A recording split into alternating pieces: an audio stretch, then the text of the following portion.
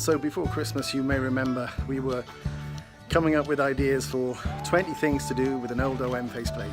Well, moving into our new office seemed like the perfect opportunity to try out number 5 in our series, 10-pin bowling, using object matrix faceplates. Here we go.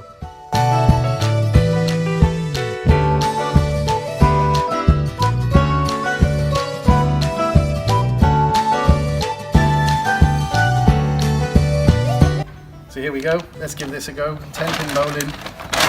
We had to borrow a ball from the local shop. Let's give this a whirl, shall we? Not sure how this is going to go, but here we go. Yes, strike. First time, good job. Here we have a successful object matrix 10-ish pin bowling.